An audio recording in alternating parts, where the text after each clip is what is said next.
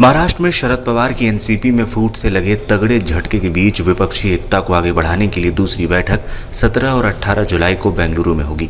विपक्ष की एकता के प्रयासों के साथ तोड़फोड़ के जरिए विपक्षी दलों को कमजोर करने की गंभीर होती चुनौतियों पर इस बैठक में चर्चा की जाएगी। अजित पवार को तोड़े जाने के घटनाक्रम ने विपक्षी खेमे की एकता प्रयासों को हिलाकर रख दिया है और इसलिए विपक्षी रणनीतिकार हालात को संभालने के लिए सक्रिय हो गए हैं। एनसीपी की फूट केवल शरद पवार को ही झटका नहीं है, बल्कि समूचे विपक्ष के लिए एक बड़ा संकट बन गया है। तभी विपक्षी दिग्गज इस चुनौती से निपटने के लिए शरद पवार को न केवल नैतिक समर्थन दे रहे हैं, बल्कि राजनीतिक मजबूती देने के प्रयासों में भी जुट गए हैं।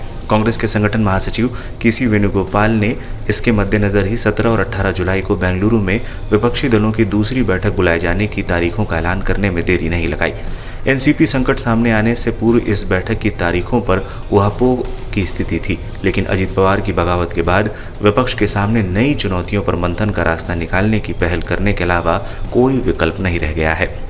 बेंगलुरु बैठक में महाराष्ट्र की बड़ी सियासी मुसीबत पर चर्चा विपक्षी दिग्गजों के एजेंडे में शामिल होगा। वेणुगोपाल ने ट्वीट में बैठक की तारीखों का ऐलान करते हुए इसे जाहिर करते हुए कहा कि पटना में बेहद सफल सर्व विपक्ष बैठक में फांसीवादी और अलोकतांत्रिक ताकतों को हराने के अपने अटूट संकल्प पर हम कायम हैं और बेंगलुरु बैठक में देश आगे बढ़े, इसके लिए एक साहसिक दृष्टिकोण पेश करेंगे। विपक्षी खेमे के तमाम दिग्गज पवार को राजनीतिक और नैतिक समर्थन देते हुए हालात को संभालने के लिए अपनी भूमिका निभा रहे हैं। यूपीए अध्यक्ष सोनिया गांधी, कांग्रेस अध्यक्ष मल्लिकार्जुन खड़गे और पूर्व अध्यक्ष राहुल गांधी और तृणमूल कांग्रेस प्रमुख ममता बनर्जी ने रविवार को ही अजीत की बगावत के बाद शरद पवार से फोन पर बात कर अपना समर्थन जताया है।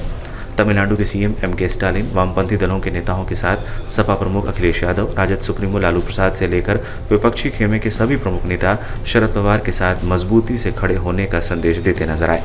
पीडीपी नेता महबूबा मुफ्ती ने भी शरद पवार के संकट को समूचे विपक्ष के लिए चुनौती मानते हुए कहा, भारत दुनिया भर में एक जीवंत लोकतंत्र और एक सॉफ्ट पावर के रूप में प्रसिद्ध है, लेकिन इसे नुकसान पहुंचाकर नष्ट किया जा रहा है और ये विपक्ष की एकता को तोड़ेगा नहीं, बल्कि इसे और मजबूत करेगा।